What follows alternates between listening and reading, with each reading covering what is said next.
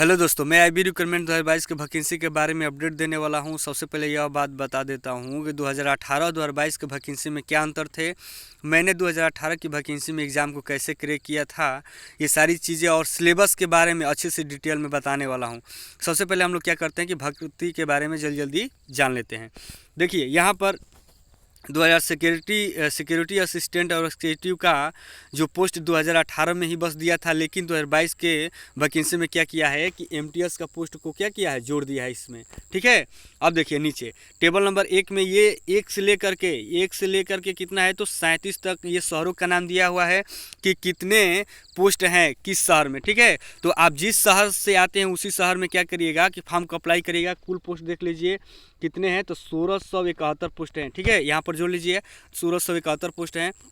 देखिए एक चीज़ यहाँ पर बता देता हूँ कि आप जिस शहर से हैं उसी शहर से अप्लाई करिएगा फॉर्म को, क्योंकि लोकल लैंग्वेज का सबसे बड़ा रोल रहने वाला होता है दोस्तों। देखिए अब नीचे की तरफ थोड़ा चलते हैं, देख लेते हैं और क्या है।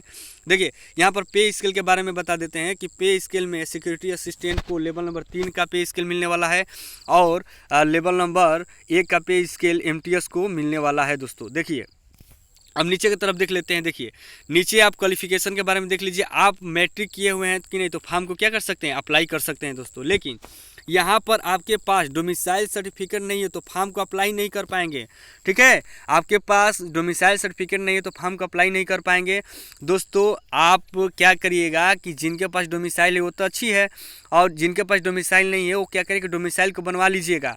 और कितने भाई ऐसे भी होंगे कि डोमिसाइल तो रखे हैं लेकिन बहुत पुराना हो गया है, तो उसको चेक कर लीजिएगा कि डोमिसाइल अपडेट है कि नहीं। अगर अपडेट नहीं है, एक्सपायर हो गया है कि नहीं, तो क्या करिए कि तुरंत दे दीजिए, फॉर्म को अप्लाई कर दीजिएगा।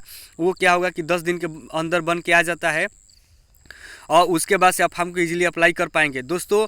क्या होगा कि आगे चल करके इस डोमिसाइल का बहुत बड़ा रोल रहने वाला है, क्योंकि जिस शहर से आप फॉर्म को अप्लाई करेंगे, आप जिस शहर से फॉर्म को अप्लाई करेंगे उस शहर का लोकल लैंग्वेज आना चाहिए, इसीलिए वो डोमिसाइल बार बार मांग रहा है।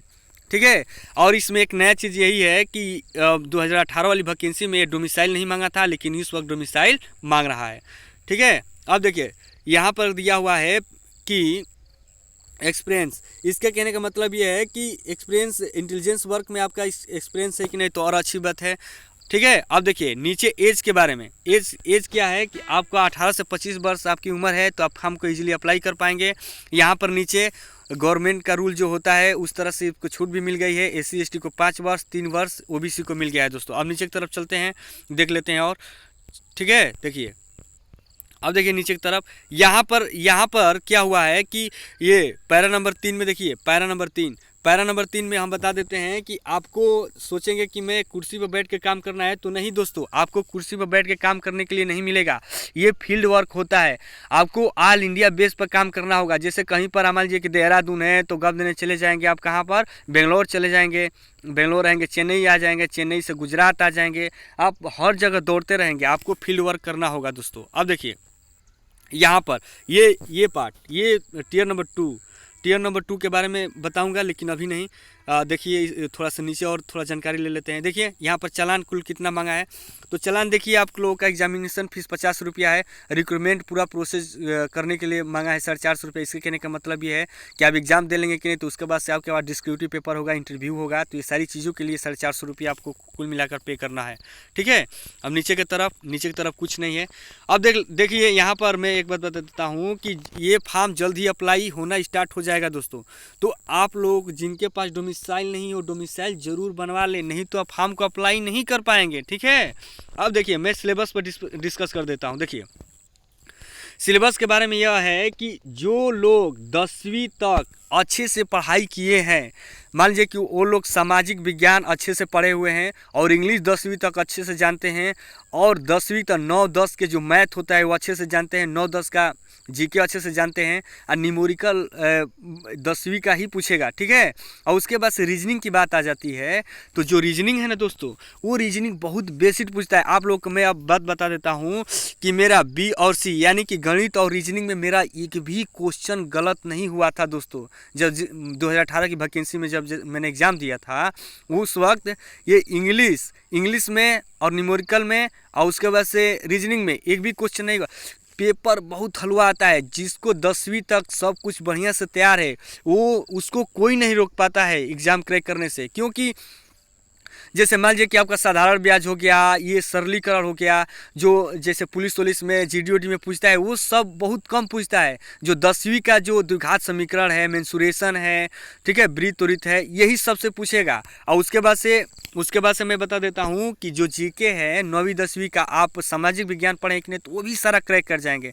दोस्तों मैं थोड़ा सा इसके कट ऑफ के बारे में डिटेल में बता देता हूँ कि गवर्नमेंट कट ऑफ कभी भी रिलीज नहीं करती। वो बस ये क्या करती है कि मेरिट बेस्ड क्या करती है कि बच्चों को जितने क्वालिफाई किए रहते हैं उन लोगों का नाम डाल देती है, नाम डाल करके रिजल्ट छोड़ देती है। आज छोड़ने के बाद से आप चेक करेंगे उसमें कि आपका नाम है और रोल नंबर है कि नहीं। अगर आपका रोल नंबर नाम है कि नहीं तो एग्ज़ाम को क्रैक कर दिए हैं। और एक और बात बता देता हूँ कि आप लोग जैसे ही आप पेपर लेकर आएंगे कि नहीं तो आप लोग मिला भी लेंगे कि मेरा कितना क्वेश्चन सही है, कितना क्वेश्चन रॉन्ग है, काट पीट कर आप लोग देख भी लेंगे। तो दोस्तों मेरा कुल मिलाकर के कितना नंबर आया था, तो 68 नंबर आया था दोस्तों, ठीक है, ओबीसी से, ठीक, ओबीसी से बता देते हैं, ओबीसी से 68 नंबर आया था। मैंने एग्ज़ाम को क्रैक कर दिया। और क्या बता देता हूँ कि ये टीयर नंबर 2 के बारे में बता देता हूँ कि यहाँ पर सबसे बड़ा लोकल लैंग्वेज का रूल रहता है। आप लोग जिस शहर से फॉर्म को अप्लाई करेंगे दोस्तों, उस शहर का आप लोगों को लोकल लैंग्वेज आना चाहिए और वहाँ का डोमिसाइल भी बनवा लीजिएगा। जैसे मान लीजिए कि आप लोग बिहार के हैं तो बिहार से अप्लाई करेंगे, तो मान लीजिए कि आप कोई देहरादून है तो देहरादून से अप्लाई करेगा तो वहाँ का डोमिसाइल होना जरूरी है। और हिंदी भी बोलना आपको एकदम आना चाहिए अच्छे से।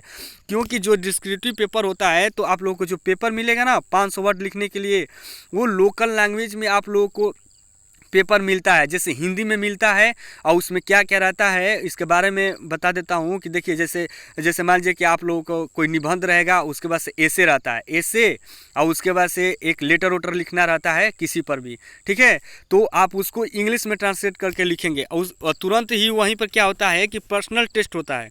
पर्सनल टेस्ट कहने का मतलब ये है कि आप लोगों को पर्सनल टेस्ट कहने का मतलब ये है कि आप लोग स्पोकन एलिजिबिलिटी टेस्ट किया जाता है, आपका पहनाव, आपके बोलने के तरीके टेस्ट किए जाते हैं। वहाँ पर ज़्यादा कुछ पूछा नहीं जाता है, बस आपके बारे में, आपके डिटेल के बारे में, आप कैसे पढ़ाई किए हैं, आपके मम्मी पापा क्या करते हैं, अदर आपके खेल के बारे में, आप क्यों इस जॉब में आना चाहते हैं, यही सब पूछी जाती है बातें। ये 10 नंबर का ही होता है। तो आप लोगों का सबसे बड़ा रोल रहने वाला है यहाँ पर। आपको इंग्लिश अच्छे से आती है और वहाँ का लोकल लैंग्वेज अच्छे से आता है कि नहीं, तो आराम से आप क्वालिफाई कर जाएंगे। क्योंकि आप इसको क्वालिफाई नहीं कर पाते हैं कि नहीं तो आप यहीं पर क्या हो जाएंगे, फेल हो जाएंगे। और यहीं पर आप क्या हो जाएंगे, छट जाएंगे। देख लीजिए यहाँ पर एक और चीज़ दिया है कि आप लोग अगर 50 में 20 नंबर लेकर आते हैं कि नहीं तो सिक्योरिटी असिस्टेंट और एक्जीक्यूटिव के लिए क्वालिफाई हो जाएंगे। और 40 में 16 नंबर लेकर आते हैं कि नहीं तो एनटीएस के लिए क्वालिफाई हो जाएंगे। तो आप लोगों को लोकल लैंग्वेज बिल्कुल आना चाहिए। अब देखिए सिलेबस के बारे में तो अच्छे से बता ही दिए हैं। अब देखिए फिर से एक बार और बता देते हैं कि जीके जो है, जीके आप 9वीं 10वीं के जो सामाजिक विज्ञान होता है ना दोस्तों, उसको अच्छे से अगर पढ़ें कि नहीं तो जी को सारा कर जाएंगे। थोड़ा सा करेंट अफेयर आपको यहाँ पर पढ़ना पड़ेगा। क्योंकि करेंट अफेयर में क्या होता है कि अब भाई ये नया नया जो भी इशू होते हैं, प्रॉब्लम होते हैं, कहीं पर क्या हो रहा है क्या नहीं हो रहा है, सारे जीके आप लोग करेंट अफेयर तो आप लोग जानते हैं क्या होता है। तो ये सारी चीज़ें पढ़ लीजिएगा। 20 नंबर क्या आता है करेंट अफेयर में, आप कम से कम 5-10 भी कर जाते हैं कि नहीं तो क्वालिफाई कर जाएंगे। क्योंकि यहाँ पर ये जो गणित होता है, रीजनिंग होता है, इंग्लिश होता है और ये जीके होता है, बहुत ही आसान आता है। पेपर बहुत आसान आता है, आपको विश्वास नहीं होगा। आप एग्ज़ाम देंगे ना तो आपको पता चलेगा कि अरे यार ये तो सबसे आसान पेपर है। सच में कह रहे हैं हम। इसीलिए मैंने एग्ज़ाम को क्वालिफाई कर दिया। थोड़ा सा मैं मेहनत भी करता हूँ, ऐसी बात नहीं है, ठीक है। तो आप लोग 10वीं तक, 9वीं 10वीं का ये जो आप गणित है और उसके बाद से सामाजिक विज्ञान है, ये पढ़े रहेंगे कि नहीं तो जीके और गणित अच्छे से कर जाएंगे। रीजनिंग तो बिल्कुल ईजी आती है, आप कर जाएंगे। रीजनिंग बहुत बेसिक आता है, एकदम अच्छे से कर जाएंगे, ठीक है। यही था मेरी जानकारी। और दोस्तों मैं क्या करूँगा कि टीयर नंबर 3 का मैं क्या करूँगा कि जो 50 नंबर का होता है ये भी नंबर जा कर के 100 में जुड़ जाता है। ये जो 50 नंबर होता है ना दोस्तों, ये दोनों टीयर नंबर 2 वाला जो 50 नंबर होता है, ये बस क्वालिफाई नहीं चलता होता है, ये कहीं पर जुड़ता नहीं है। तो ये 100 नंबर और ये 50 नंबर कुल मिलाकर 150 नंबर में ही मेरिट बनता है। आप क्वालिफाई कर जाएंगे। तो दोस्तों एक बात बता देता हूं मैं यहाँ पर कि जैसे ही आप क्वालिफाई कर जाते हैं कि नहीं एग्ज़ाम को, तो आईबी वहाँ पर लिख देती है कि आपको नज़र में रखा हुआ है कि आप क्या कर रहे हैं क्या नहीं कर रहे हैं। आपको कोई भी बात शेयर नहीं करनी होती है दोस्तों। यहाँ तक आप एग्ज़ाम को क्वालिफाई किए हैं ना, तो ये भी बातें शेयर नहीं करनी है कि भैया मेरा तो एग्ज़ाम क्लियर हो गया है आईबी में, ये कुछ भी नहीं बताना होता है। आप कहाँ पर एग्ज़ाम देने जा रहे हैं टीयर नंबर 2 का, ये भी नहीं बताना है। और वहाँ पर क्या पूछा जा रहा है आपसे, ये भी सारी चीज़ें नहीं शेयर करनी होती है। मैं टीयर नंबर 3 का जैसे ही वीडियो बनाऊंगा कि नहीं, तो इसमें अच्छे से एक्सप्लेन कर दूंगा हर एक चीज़ के बारे में। दोस्तों मेरी मेहनत आपको अच्छी लगती है तो मेरे चैनल को ज़रूर सब्सक्राइब करिए, ठीक है, और लाइक भी करिए। आपको जहां कहीं भी डाउट हो रहा है ना दोस्तों, तो आप लोग डायरेक्ट कमेंट में कमेंट कर दीजिए, मैं जल्द ही क्या करूंगा कि रिप्लाई कर दूंगा, ठीक है। थैंक यू दोस्तों।